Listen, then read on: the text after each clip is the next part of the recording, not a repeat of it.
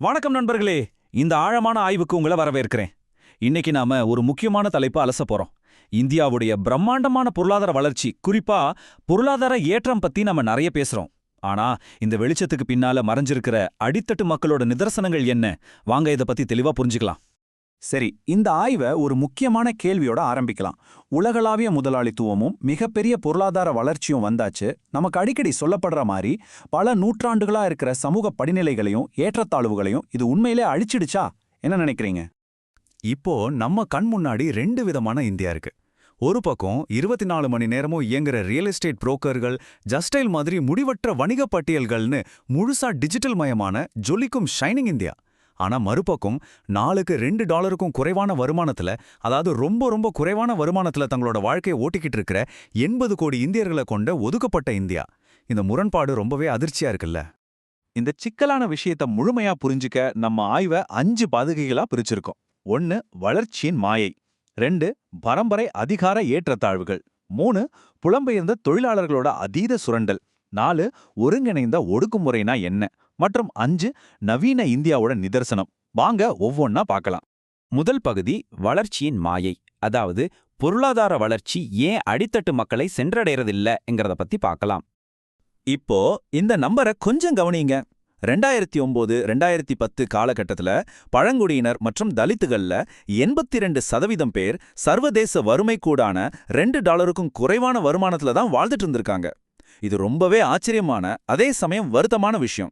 இவ்வளோ பெரிய பொருளாதார வளர்ச்சியிலையும் இந்த எண்கள் நம்மள பெருசா யோசிக்க வைக்குது. இந்த தரவுகள் நமக்கு ரொம்ப தெளிவா ஒரு விஷயத்த உணர்த்துது. பொதுவா வறுமை குறையுது அப்படிங்கிறது உண்மைதான். ஆனா விளிம்பு நிலை சமூகங்களுக்கு அது குறையிற வேகம் ரொம்ப ரொம்ப குறைவா இருக்கு. அதாவது பொருளாதார வளர்ச்சி தானாகவே கசிந்து வந்து எல்லாருக்கும் சமமா கிடைச்சிடும் அப்படிங்கிறது ஒரு கட்டுக்கதைன்னு இது சந்தேகமே இல்லாம நிரூபிக்குது. அடுத்து நம்ம 2வது பகுதிக்கு போவோம். பரம்பரை அதிகார ஏற்றத்தாழ்வுகள் எப்படி கடந்த காலம் எதிர்கால வேலையை தீர்மானிக்குது, கார்ப்பரேட் யுகத்துக்கு ஏத்த மாதிரி பழங்கால ஆதிக்கம் எப்படி புது வடிவம் எடுத்திருக்குன்னு இதுல பார்க்கலாம். இந்த முரண்பாட்டை தெலங்கானால ரொம்ப தெளிவாவே பார்க்கலாம். அங்க ஆதிக்கம் செலுத்துற நிலச்சுவாந்தாரர்கள் உலகளாவிய பொருளாதாரத்தோட முழு பலனையும் அனுபவிக்கிறாங்க. உதாரணத்துக்கு, ஒரு கம்மா நிலச்சுவாந்தாரரோட மகன் அமெரிக்கால இருக்கிற அவரோட 6 மருத்துவமனைகளை பார்க்க சொந்தமா ஒரு பிரைவேட் ஜெட் விமானத்தையே பயன்படுத்துறார். ஆனா அதே ஊரை சேர்ந்த உள்ளூர் தலித்துகளும் பழங்குடியினரும் கார்ப்பரேட் காகித ஆலைகளால் அங்கிருந்து துரத்தப்பட்டு பிளாஸ்டிக் கூடாரங்கள்ல வாழ்ந்துட்டு ஒழுகுற பைப்புகள்ல தண்ணி பிடிக்கிற நிலைமைக்கு தள்ளப்பட்டிருக்காங்க. இது எவ்வளோ பெரிய முரண்பாடு பாருங்க. கேரளாவோட அழகார தேயிலை தோட்டங்கள்ல கூட இதே பரம்பரை அதிகார ஏற்றத்தாழ்வா நம்ம பார்க்கலாம். பன்னாட்டு நிறுவனங்கள் உள்ள வந்ததும் அங்க வேலை நிலைமை ரொம்ப மோசமாச்சு.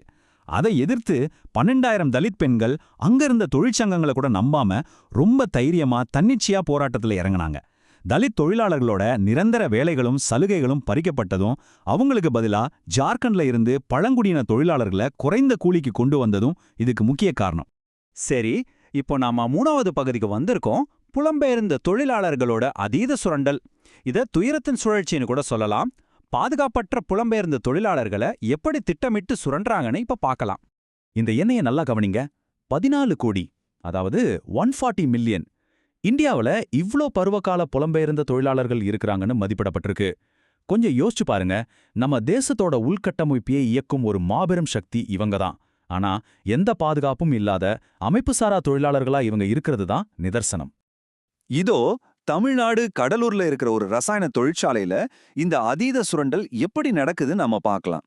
ஏற்றுமதி தரத்திலான ஜெலட்டினை உற்பத்தி செய்யற இந்த தொழிற்சாலையில உள்ளூர் தலித்துகளை ரொம்ப ஆபத்தான நச்சுத்தன்மை வாய்ந்த எலும்புகளை சுத்தம் செய்யற வேலைகள்ல ஈடுபடுத்துறாங்க. அது மட்டும் இல்லாம ஒடிஷா, ஜார்க்கண்ட்ல இருந்து வர்ற புலம்பெயர்ந்த தொழிலாளர்கள் வாரத்துல 7 நாட்களும் வேலை செய்யறாங்க. உலகளாவிய விநியோகச் சங்கிலி எந்த தடங்களும் இல்லாம நடக்கணுங்கிறதுக்காக 40-70 தொழிலாளர்களை ஒரே அறையில அடைச்சி ஷிஃப்ட் முறையில தூங்க வைக்கிறாங்க. இது உண்மையிலே மனசுக்கு ரொம்ப கஷ்டமான ஒரு விஷயம். இப்போ நம்ம ஆய்வோட மைய பகுதிக்கு வந்திருக்கோம். பகுதி 4, ஒருங்கிணைந்த ஒடுக்குமுறை என்றால் என்ன? சமூகத்தோட அடித்தட்டு மக்களை ஏன் இன்னும் அங்கேயே வச்சிருக்காங்க அப்படிங்கிறதுக்கான முக்கிய கோட்பாட்டை இப்ப புரிஞ்சுக்கலாம். ஒருங்கிணைந்த ஒடுக்குமுறை, அதாவது கான்ஜுகேட்டட் அப்ரெஷன் அப்படின்னா என்ன? வர்க்க அடிப்படையிலான சுரண்டலும் சாதி, பழங்குடி, பாலினம், பிராந்திய மாதிரியான அடையாள அடிப்படையிலான பாகுபாடும் ரொம்ப மோசமான முறையில ஒன்னு சேர்றது தான் இது. சுருக்கமா சொல்லணும்னா, இந்தியாவில் இருக்கிற நவீன முதலாளித்துவம் சாதி, பழங்குடி மாதிரியான பழங்கால படிநிலைகளை அழிக்கவே இல்லை. மாறாக உழைப்பாளிகளை கட்டுப்படுத்துறதுக்காக அதை தான் வசமாக்கி ஒரு ஆயுதமா பயன்படுத்துது. வரலாற்றை திரும்பி பார்த்தா இந்த ஸ்லைட்ல இருக்கிற தகவல் ரொம்ப முக்கியமானது. B.R. அம்பேத்கர் அவங்க சுட்டிக்காட்டிய தீண்டாமையின் விதிகள் மாதிரியான வரலாற்றுச் சுவடுகள் எப்படி ஒரு சமூகத்தை அதிகாரமே இல்லாத நிலைக்கு தள்ளி இன்னைக்கு நடக்கிற இந்த பொருளாதார சுரண்டலை சாத்தியமாக்கியிருக்குன்னு நாம உணரலாம். இவ்வளவு காலமா தொடர்ற இந்த ஒடுக்குமுறை தான் உழைப்ப குறைஞ்ச விலைக்கு வாங்க பயன்படுது. இப்ப நாம நம்ம ஆய்வோட இறுதிப் பகுதிக்கு வந்துட்டோம். பகுதி 5, நவீன இந்தியாவின் நிதர்சனம். இந்த ஒருங்கிணைந்த ஒடுக்குமுறை நவீன இந்தியாவுடைய வெவ்வேறு பிராந்தியங்கள்ல எப்படி வெவ்வேறு வடிவங்கள்ல வெளிப்படுதுன்னு பார்க்கலாம். மகாராஷ்டிராவில் நடக்கிற இந்த விஷயத்தை கவனிங்க. பிரம்மாண்டமான நர்மதா அணை மாதிரி வளர்ச்சி திட்டங்கள் கொண்டு வரப்படும்போது பில் பழங்குடியின மக்கள் அவங்க வாழ்விடங்கள்ல இருந்து இடம்பெயர்க்கப்பட்டாங்க. காடுகள் அழிக்கப்பட்ட மலைகள்லையும் அவங்களுக்கு பரிச்சயமே இல்லாத சமவெளிகள்லையும் அவங்கள மறுகுடியமர்த்தினாங்க.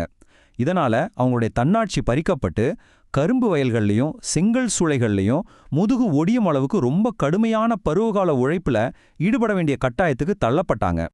இதே நிலைமை இமாச்சல பிரதேசத்தோட ரொம்ப தொலைதூர இமயமலை பள்ளத்தாக்குகள்லையும் தொடர்றத நம்ம பார்க்கலாம். அங்க இருக்கிற உயர்குடியினர் சிறந்த கல்வியையும் தனியார் துறை வேலைகளையும் முழுமையா தங்களோட கட்டுப்பாட்டுல வச்சிருக்காங்க. ஆனா அதே நேரத்துல காடி மற்றும் குஜார் பழங்குடியினர் எப்படி அமைப்பு ரீதியா ஓரங்கட்டப்படுறாங்க பாருங்க. அவங்களுடைய பாரம்பரிய தொழில்கள்ல இருந்து அவங்க வெளியேற்றப்பட்டு எந்த பாதுகாப்பும் இல்லாத ரொம்ப குறைஞ்ச சம்பளம் கிடைக்கிற சாலை கட்டுமான பணிகள்ல ஈடுபடுத்தப்படுறாங்க. சோ இந்த முழு ஆய்வுலேருந்து நம்ம தெரிஞ்சுக்க வேண்டிய முக்கியமான பாடம் இதுதான். பொருளாதார ரீதியா முன்னேறது எல்லாமே சமூக ரீதியான முன்னேற்றம் கிடையாது. கோடிக்கணக்கான மக்களுக்கு வெறும் ஒரு வளர்ந்து வர்ற பொருளாதாரத்துல பங்கேற்கிறது மட்டும் அவங்கள கீழே தள்ளி வச்சிருக்க சமூக களங்கங்களை அழிச்சிடாது. அதிகபட்ச லாபத்தை உறுதி செய்யறதுக்காக இந்த பொருளாதார அமைப்பு வர்க்கம் சாராத சமூக அடையாளங்களை கையாண்டு உழைக்கும் மக்களை தொடர்ந்து பிரிச்சுக்கிட்டே இருக்குங்கிறது தான் நிதர்சனம். அடுத்த முறை ஏதோ ஒரு பொருளாதார அதிசய பத்தி நீங்க செய்திகள்ல கேட்கும்போது உங்ககிட்ட ஒரு ஆழமான கேள்வியை விட்டுட்டு போக விரும்புறேன். உலகளாவிய முதலாளித்துவம் சமூக பிரிவினைகளை அழிக்க வடிவமைக்கப்பட்டிருக்கா, அல்லது உழைப்பை குறைந்த கூலிக்கு வாங்க அது அந்த பிரிவினைகளையே தந்திரமா நம்பியிருக்கா? இத பத்தி கண்டிப்பா யோசிச்சு பாருங்க. உங்களுடன் இந்த தகவல்களை பகிர்ந்துகிட்டதுல எனக்கு ரொம்பவே மகிழ்ச்சி. இந்த ஆழமான ஆய்வை இதோட முடிச்சுக்கலாம். மீண்டும் சந்திப்போம்.